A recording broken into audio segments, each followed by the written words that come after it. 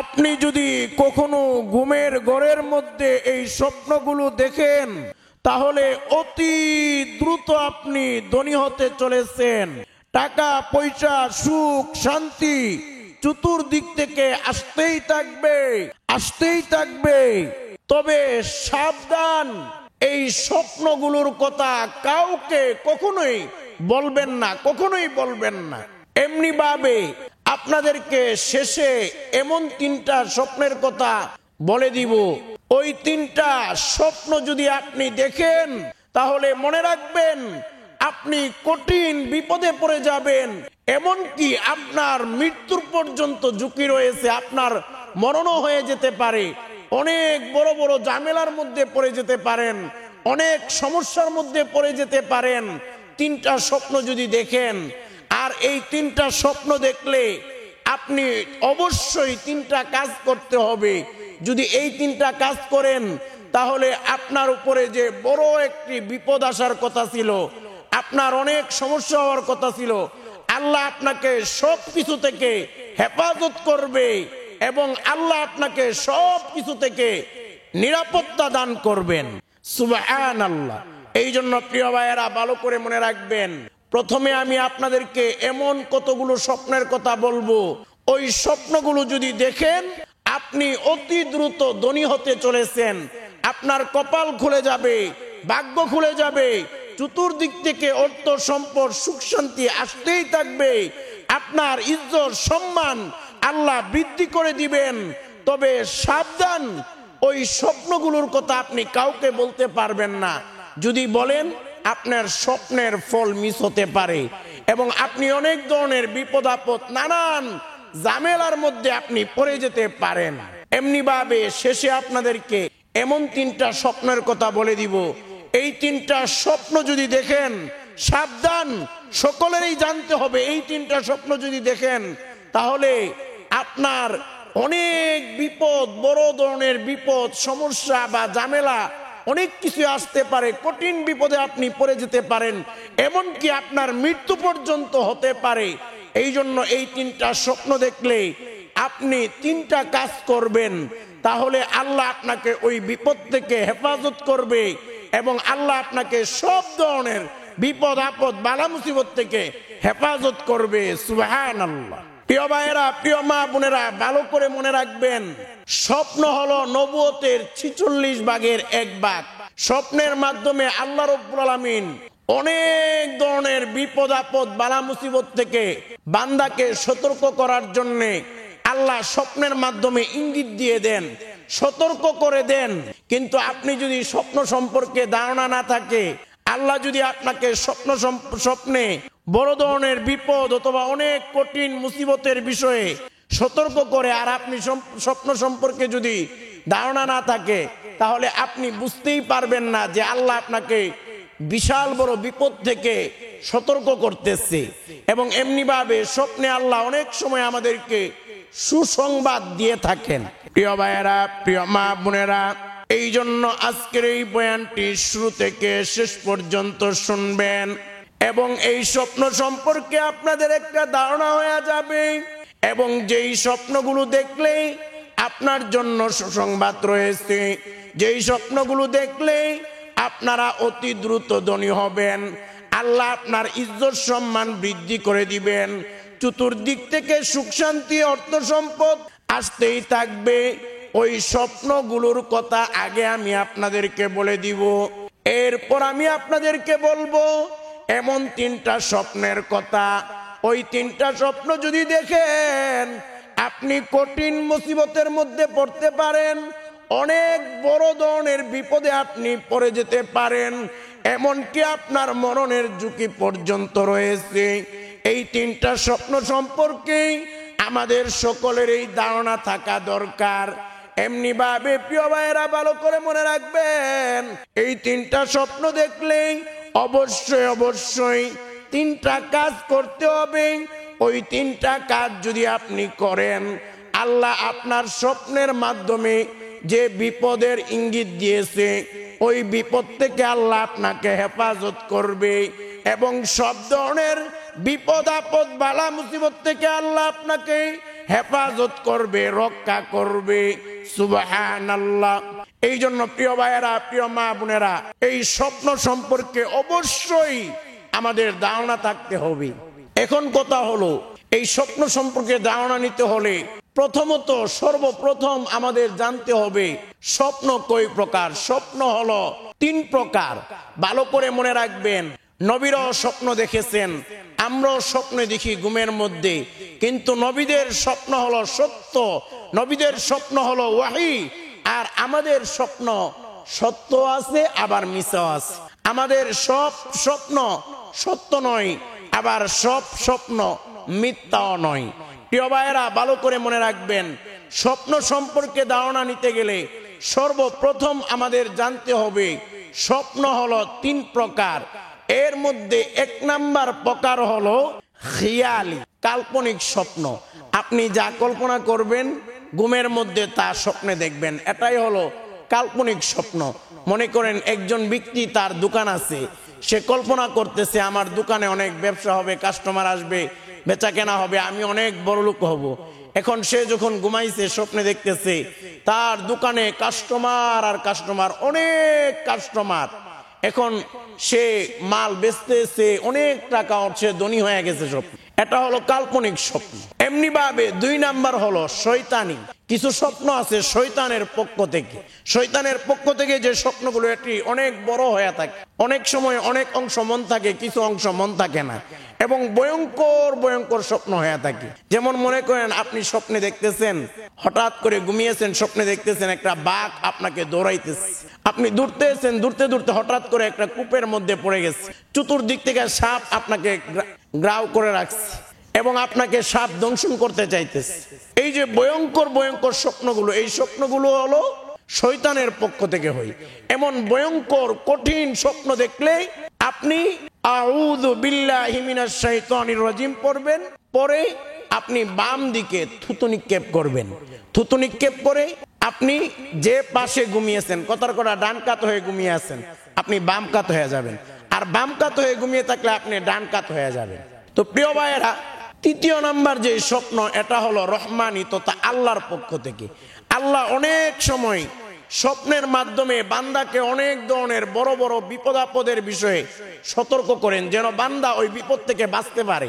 এমনি ভাবে আল্লাহ অনেক সময় স্বপ্নে অনেক সময় সুসংবাদও দিয়ে থাকে। তো প্রিয় ভাইয়েরা, সর্বপ্রথম আমি আপনাদেরকে আলোচনা করে শোনাবো যে এই স্বপ্নগুলো দেখলে আপনারা অনেক দ্রুত ধনী হতে থাকবেন, আপনার অর্থ সম্পদ চতুর্দিক থেকে আসতে থাকবে, এবং ওই স্বপ্নগুলো ভুলেও কাউকে বলা যাবে না, বললে আপনার অনেক সমস্যা হতে পারে, এমনকি স্বপ্নের ফলাফলও মিস হতে পারে। এই জন্য কাউকে স্বপ্নগুলো বলা যাবে না। এরপর শেষে আপনাদেরকে এমন 3টা স্বপ্নের কথা বলবো, ওই স্বপ্নগুলো দেখলে অনেক বড় বড় বিপদের সম্মুখীন হতে পারেন, অনেক ঝামেলার মধ্যে আপনি জড়ায় যেতে পারেন, এমনকি আপনার মরণ পর্যন্ত হতে পারে। এই জন্য অবশ্যই এই 3টা স্বপ্ন সম্পর্কে জানতে হবে, এবং এই স্বপ্নগুলো জানা অনেক গুরুত্বপূর্ণ বিষয়। এবং এই 3টা স্বপ্ন যদি দেখেন, তাহলে ওই বিপদ থেকে বাঁচার জন্য অবশ্যই 3টা কাজ করতে হবে। প্রিয় ভাইয়েরা, প্রিয় মা বোনেরা, এমনি ভাবে আপনাদেরকে শেষে বলে দিব যে আমলগুলো করলে আপনারা আমার নবীকে, দয়ার নবী, কলিজার টুকরা নবীজি সাল্লাল্লাহু আলাইহি ওয়াসাল্লামকে স্বপ্নে দেখতে পারবেন। নবীকে স্বপ্নে দেখলে কি লাভ হবে? নবীকে যদি কেউ স্বপ্নে দেখে, আমার নবী বলেন তার জন্য জান্নাত ওয়াজিব হয়ে যাবে, আর জাহান্নামটা হারাম হয়ে যাবে। যদি নবীকে স্বপ্ন দেখেন, আপনার কপাল খুলে যাবে, ভাগ্য খুলে যাবে, আপনার জন্য জান্নাত ওয়াজিব হয়ে যাবে, জাহান্নামটা হারাম হয়ে যাবে। সহিহ বুখারী এবং মুসলিমের বর্ণনা, আমাদের নবী বলেন যদি কেউ আমি নবীকে স্বপ্ন দেখে, তাহলে সে যেন সত্যি আমি নবীকে স্বপ্ন দেখলো, কারণ শয়তান আমি নবীর রূপ ধারণ করতে পারে না। সুবহানাল্লাহ, সুবহানাল্লাহ। প্রিয় ভাইয়েরা, প্রিয় ভাইয়েরা, প্রিয় মা বোনেরা, এবার আসুন, যে স্বপ্নগুলো দেখলে আপনি দ্রুত ধনী হতে চলেছেন, আপনার অর্থ সম্পদ বৃদ্ধি হতে থাকবে, তবে সাবধান, এই স্বপ্নগুলো কাউকে বলা যাবে না। এই স্বপ্ন দেখলে আপনি আলহামদুলিল্লাহ বলে শুকরিয়া আদায় করবেন, খুশি হবেন। এই স্বপ্নগুলোর মধ্যে 1 নাম্বার স্বপ্ন হলো, আপনি যদি স্বপ্নে মাছ দেখেন, আপনি যদি স্বপ্নে কখনো মাছ দেখেন, তাহলে মনে রাখবেন অতি দ্রুত আপনি ধনী হতে চলেছেন। আল্লাহ ইজ্জত সম্মান বৃদ্ধি করে দিবেন। এই স্বপ্ন দেখলে আপনি আলহামদুলিল্লাহ পরে খুশি হবেন, আল্লাহর শুকরিয়া আদায় করবেন। 2 নাম্বার স্বপ্ন হলো, আপনি যদি স্বপ্নে কোনো আলেম দেখেন, মসজিদের ইমাম সাহেবকে দেখেন, অথবা মাদ্রাসার হুজুরকে দেখেন, অথবা কোনো আলেমকে দেখেন, তাহলে আপনার জন্য অনেক সুসংবাদ হলো, অতি দ্রুত আপনি ধনী হতে হবেন, আল্লাহ আপনার ইজ্জত সম্মান বৃদ্ধি করে দিবেন। এই স্বপ্ন দেখলে আপনি আলহামদুলিল্লাহ আলহামদুলিল্লাহ বলবেন। প্রিয় ভাইয়েরা, প্রিয় মা বোনেরা, এই স্বপ্নের ব্যাখ্যাগুলো আমি বানিয়ে বলছি না। স্বপ্নের বিখ্যাত ব্যাখ্যাকারক আল্লামা ইবনে সিরিন রহিমাহুল্লাহ, উনি ওনার কিতাবে এই স্বপ্নের ব্যাখ্যাগুলোর কথা বলেছেন যে এই স্বপ্নগুলো দেখলে মানুষ ধনী হবে। তো এখন 3 নাম্বার হলো, যদি কেউ স্বপ্নে কোরআন তেলাওয়াত করতে দেখে, যদি দেখে যে সে কোরআন তেলাওয়াত করতেছে স্বপ্নে, সুবহানাল্লাহ, অনেক বিশাল বড় সৌভাগ্যের বিষয়, তাহলে আপনার কপালটা খুলবে, ভাগ্য খুলবে। 4 নাম্বার হলো, স্বপ্নে যদি কেউ হজ করতে দেখে, যে হজ করতেছে, এটা অনেক সৌভাগ্যের বিষয়। মক্কা মদিনা জিয়ারত করা আমাদের অনেকের মনের আশা, তামান্না। তো এই আপনি যদি স্বপ্নে হজ করতে দেখেন, আপনার ভাগ্যটা খুলবে। এমনি ভাবে 5 নাম্বার হলো, যদি কেউ কখনো স্বপ্নে আজান দিতে দেখে, তাহলে সে অতি দ্রুত ধনী হবে। মনে করেন স্বপ্নে আজান দিতেছে, আল্লাহু আকবার আল্লাহু আকবার, স্বপ্নে এইভাবে আজান দিতেছে, তাহলে সে অতি দ্রুত ধনী হবে। এমনি ভাবে 6 নাম্বার হলো, যদি কেউ স্বপ্নে দেখে জাহাজ দেখে, জাহাজ দ্বারা কোনো দিকে ভ্রমণ করতে গেছে অথবা জাহাজ দেখতেছে, এটাও সে ধনী হওয়ার ইঙ্গিত বহন করে এই স্বপ্ন।